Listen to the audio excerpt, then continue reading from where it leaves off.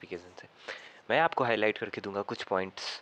मेरे साथ आप हाईलाइट कर लें एनसीईआरटी यदि आप नहीं किए हैं तो ये पॉइंट आप रिवीजन के टाइम हेल्प करेगी और जनरली क्वेश्चन इसी से आती है। तो चलिए मेरे साथ हाईलाइट करिए। मैं एक एक पॉइंट जो सब इंपॉर्टेंट है हाईलाइट करके दूंगा आपको और आपको इसी से रिवीजन करना है। चलिए आगे बढ़ते हैं।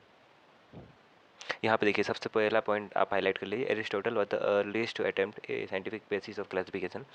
उसके बाद यहाँ पे आ जाइए लिनियस जिसने टू किंगडम क्लासिफिकेशन दिया था, ये अंडरलाइन कर लीजिए, प्लांटियर किंगडम में डिवाइड किया था। उसके बाद यहाँ पे आता है ये टेबल काफ़ी इंपॉर्टेंट है, लेकिन उसमें भी कुछ इंपॉर्टेंट है।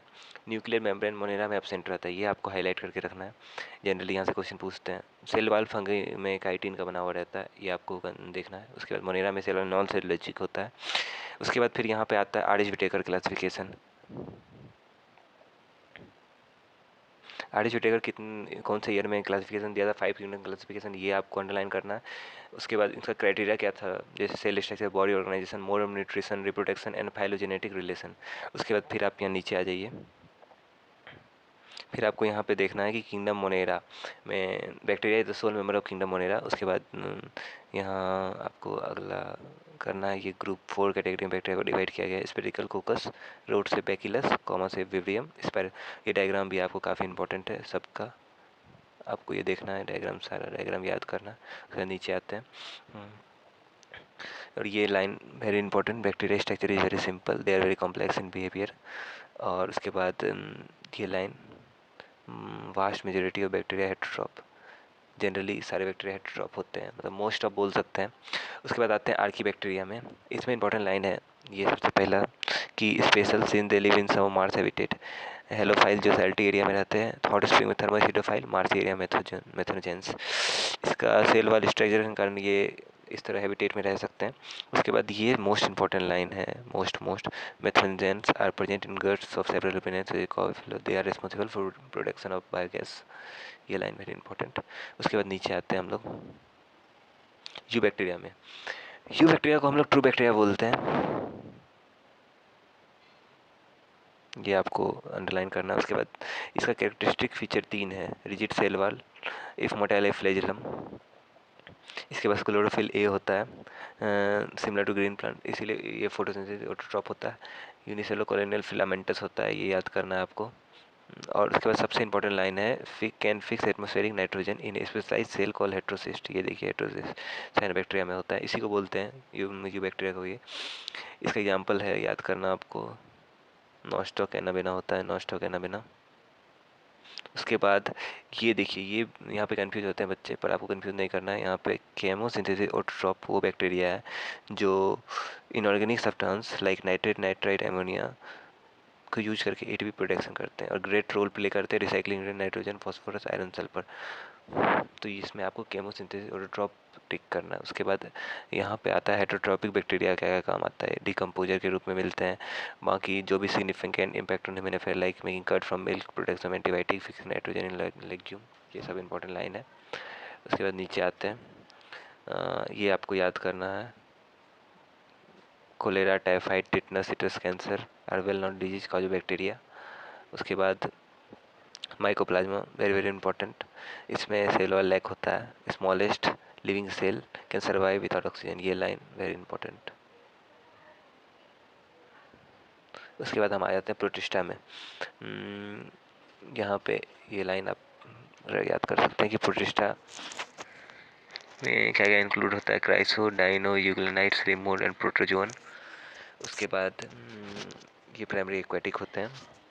उसके बाद ये समय फ्लैजिला और cilia reproduce sexually by process involving cell fusion and zygote formation. उसके बाद आते हैं क्राइसोफाइट में, इसको बोलते हैं हम लोग डाइटम और गोल्डन अलगी। इसको कंपैरिजन में आप याद कर सकते हैं क्राइसो और डाइनो को। ये देखिए यहाँ पे ये रहता है fresh water as well as marine environment में, बल्कि ये मोस्टली मेरीन और फोटोसिंथेसिस होता है। ये लाइन इंपॉर्टेंट है, float passively in water current जब आया तो ये क्राइसोफाइट में चला गया। और इसके कुछ कुछ इंपॉर्टेंट लाइन है, मैं अंडरलाइन कर देता हूँ आपको। Diatom form two thin overlapping cell with together fix in soft box embedded with silica. Accumulation of billion of year in non diatomaceous earth, ये भी लाइन इंपॉर्टेंट है। और उसके बाद ये polishing filtration of oil and रिप में use करते हैं, ये भी इंपॉर्टेंट है। और last line very important, diatoms are cheap producer in ocean. आगे बढ़ते हैं डायनोफ्लैजिलेट्स में। इसमें आपको याद करना है, ये पिगमेंट के चलते जो भी रेड ग्रीन ब्राउन ब्लू और रहते हैं। उसके बाद इसके बाद दो फ्लैजेला होता है, एक लॉन्गिट्यूडनली अदर ट्रांसवर्स। ये याद करना है, रेड डायनोफ्लैजिलेट कोनाइलेक्स जो कि रेड टाइट काउच करता है। उसके बाद आ जाते हैं यूग्लिनाइड में। यूग्लिनाइड में आपको याद करना है कि इसका सेल वॉल की जगह पे इसमें प्रोटीन रिच लेयर पेलिकल होता है जो बॉडी को फ्लेक्सिबल बनाता है। उसके बाद ये they are photosynthesis in presence of light, when deprived of sunlight they behave like heterotroph। ये याद करना है, इसका एग्जांपल यूग्लिना। उसके बाद हम आते हैं स्लाइम मोल्ड पे। स्लाइम मोल्ड में आपको याद करना है, सेप्रोफाइटिक प्रोटिस्टा ये होता है, ये सुटेबल कंडीशन में फॉर्म करता है प्लाज्मोडियम, और under unfavourable condition plasmodium differentiate and form floating body. और ये line very important, spore possess true wall, ये आपको स्टेटमेंट में पूछ सकता है जनरली। अब आइए प्रोटोजोन्स में। प्रोटोजोन्स हेटरोट्रॉप होते हैं, और इसको 4 भाग में बांटा गया है। सबसे पहला आता है एमियोबाइट प्रोटोजोन। इसमें आपको याद करना है कि they have silica cell on their surface, false feet amoeba, और इसका एग्जाम्पल इंटामेबा और पैरासाइट। उसके बाद आता है फ्लैजिलेट प्रोटोजोन, इसका याद करना है आइदर फ्री लिविंग और पैरासाइटिक, और ये स्लीपिंग सिकनेस काउज होता है, ट्रेपेंसोमा इसको बोलते हैं नाम में। उसके बाद आता है सिलिएटेड प्रोटोजोन। इसमें ये लाइन याद कर सकते हैं, gullet open outside of cell very coordinate movement of rope cilia water laden, और एग्जाम्पल इसका आ जाता है पैरामीशियम। एग्जाम्पल सारे याद करना है ये सब का। उसके बाद स्पोरोजोन्स आता है, इन्फेक्शियस स्पोर लाइक स्टेज। आपने सुना होगा मलेरिया, मलेरिया इसी से का हो जाता है प्लाज्मोडियम, ये याद रखना है। उसके बाद आते हैं फंजाई में। फंजाई में पहला लाइन इंपॉर्टेंट है, unique kingdom of heterotrophic organism, क्योंकि हेटरोट्रॉपिक ऑर्गेनिज्म में जनरली सेल वॉल होता है, बस फंजाई एक ऐसा है जिसमें हेटरोट्रॉपिक्स होता है और सेल वॉल भी रहता है। उसके बाद यहाँ पे ये याद करना है, कॉमन मशरूम जो हम ईट करते हैं टोडस्टूल, ये फंजाई है।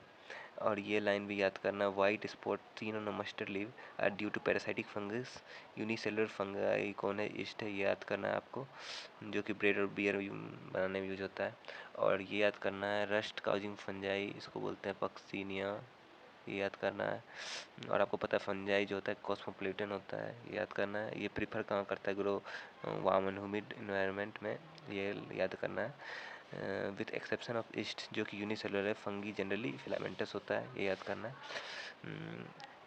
नेटवर्क ऑफ हाइफे को बोलते हैं माइसेलियम, जो कि फील्ड होता है मल्टी न्यूक्लिएट साइटोप्लाज्म से, इसीलिए इसको बोलते हैं सिनोसाइटिक हाइफी। उसके बाद फिर ये सेप्रोफाइटिक होते हैं और पैरासाइटिक होते हैं। और ये लाइन वेरी इंपॉर्टेंट, अलगी लाइकेन और अलगी प्लस फंजाई मिलके बनते हैं, अलगी प्लस फंजाई मिलके बनाता है लाइकेन। और ये fungi with roots of higher plant, इसको बोलते हैं माइकोराइजा। ये वेरी इंपॉर्टेंट है, ये बहुत इंपॉर्टेंट है ये लाइकेन और माइकोराइजा के बारे में। उसके बाद आपको याद करना है कि रिप्रोडक्शन फंगी किसे से होता है, फ्रेगमेंटेशन फिजन बडिंग से होता है, वेजिटेटिव मीन से, एसेक्सुअल कोनिडिया स्पॉन्जियो और जो स्पोर से होता है, और सेक्सुअल एस्कोर्बिसिडियो से होता है। उसके बाद 3 स्टेप में सेक्सुअल साइकिल कंप्लीट होता है, पहला प्लाज्मोगैमी, दूसरा कैरियोगैमी, तीसरा मियोसिस। तो PKM इस तरह से आपको याद करना है कि PKM short form plasmogamy, karyogamy, meiosis. ये आप जरूर याद कर लें, सेक्सुअल स्पोर जो भी है वो स्पोर, इसको बेसिडियो स्पोर, और ये सेक्सुअल स्पोर कोनिडिया स्पॉन्जियोस्पोर और जू स्पोर। उसके बाद फिर यहाँ पे आपको याद करना है कि डाइकैरियोफेज जो कि किसमें शो होता है, 2 एस्कोर्बिसिडियो में, ये इंपॉर्टेंट लाइन है। उसके बाद यहाँ पे ये याद करना है कि morphology of mycelium, mode of spore formation, fruiting body, form basis और division of kingdom into various classes. अब हम एक एक क्लास के बारे में डिस्कस करेंगे, इसमें क्या क्या याद करना है, साथ ही साथ पढ़े, आपका कंप्लीट हो जाएगा, अलग से टाइम नहीं देना पड़ेगा, फिर रिवीजन को टाइम दीजिएगा। ये आपको डिकेइंग वुड, मॉइस्ट या डैम्प प्लेसेस मिलेंगे। ये very important line, obligate parasite on plant. उसके बाद इसका माइथिलिन एसेप्टेड और सिनोसाइटिक होता है, ये याद करना है आपको। उसके बाद एसेक्सुअल रिप्रोडक्शन जो होता है जू स्पोर और प्लेनोस्पोर के द्वारा होता है, जो कि एंडोजीनियसली होता है। कैसा होता है? एंडोजीनियसली, ठीक है। उसके बाद फिर इसमें आइसो भी होता है, एनाइथो गैमस तीनों से होता है रिप्रोडक्शन। और वहाँ इंपॉर्टेंट इसका एग्जांपल म्यूकर, राइजोपस जो कि ब्रेड मोल्ड बोलते हैं, एल्ब्यूको पैरासाइटिक फंगस और मस्टर्ड। ये इसके साथ याद करना है आपको, ब्रेड मोल्ड और राइजोपस, उसके बाद पैरासाइटिक फंगस और एल्ब्यूको। उसके बाद आते हैं एस्को में, एस्को को सैक फंगी बोलते हैं। उसके बाद ये मोस्टली मल्टीसेलुलर एक्सेप्ट ईस्ट जो कि यूनिसेलुलर होता है, पहले बता दिया हमें। कॉप्रोफिलस होता है ग्रोइंग ऑन डंग। माइसिलियम इसका होता है ब्रांच और सेप्टेट, ये इंपॉर्टेंट है। अब वेरी इंपॉर्टेंट लाइन, ए सेक्सुअल स्पोर में कोनिडिया होता है जो कि एक्सोजीनियसली होता है, और सेक्सुअल स्पोर इसमें होता है एस्कोस्पोर जो कि एंडोजीनियसली होता है, ये इंपॉर्टेंट है। और बाकी तो आप देख लीजिए, फ्रूटिंग बॉडी को इसको कार्प बोलते हैं। और उसके बाद आपको देखना है कि एस्परजिलस हो गया, क्लेविसेप हो गया, न्यूरोस ए सी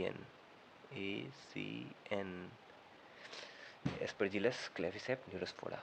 और ये तो महा इंपॉर्टेंट लाइन है, Neurospora, used in, biochemical genetic work और model and truffle, edible and consider delicious, ये याद करना है आपको। उसके बाद आते हैं बेसिडियो में। बेसिडियो में है कि इसको मशरूम, ब्रैकेट, फंगी, पप बॉल सबको बेसिडियो बोलते हैं। रस्ट या स्मट का आ गया बात तो बेसिडियो बोल देंगे। उसके बाद इसमें एसेक्सुअल स्पोर नहीं फाउंड होता है, याद रखिएगा, एसेक्सुअल स्पोर नहीं फाउंड होता है। वेजिटेटिव रिप्रोडक्शन किससे होता है? फ्रेगमेंटेशन से। सेक्स ऑर्गन अब्सेंट रहता है, सेक्स ऑर्गन अब्सेंट रहता है। और plasmogamy is brought by fusion of two vegetative और somatic cell of different genotype और स्ट्रेन, ठीक है। उसके बाद फिर आप याद कर लीजिए ये लाइन, बेसिडियो स्पोर जो होता है वो एक्सोजीनियसली होता है। इसको स्पोर जिस तरह यहाँ पे क्या था, एंडो था, एंडो था इसको स्पोर, बेसिडियो स्पोर आ गया एक जो आपका, ये डिफरेंस देख के आपको याद करना है माइंड में। और इसका example very important, Agaricus mushroom, स्टिलैगोस्पर्म, पक्सिनिया डस्ट फंगस। अब उसका ड्यूट्रो पे आ जाते हैं इसको बोलते हैं इम्परफेक्टिव फंगई। और जब इसका जनरली एसेक्सुअल फेज ही इसका पता होता है, और जब सेक्सुअल फॉर्म इसका पता चल जाता है तो इसे या तो हम भेज देते हैं बेसिडो या एस्को में, ठीक है। उसके बाद लास्ट लाइन इसका इंपॉर्टेंट है, सब मेंबर ऑफ सेप्रोफाइटिक और पैरासाइट, लार्ज मेंबर इसका क्या है, डिकम्पोजर है। इसका एग्जांपल याद कर लीजिए, ACT, अल्टरनेरिया, कॉलीट्राइकम, ट्राइकोडर्मा, ठीक है। यहाँ तक, और आगे मैं नेक्स्ट में बताऊँगा। चलिए।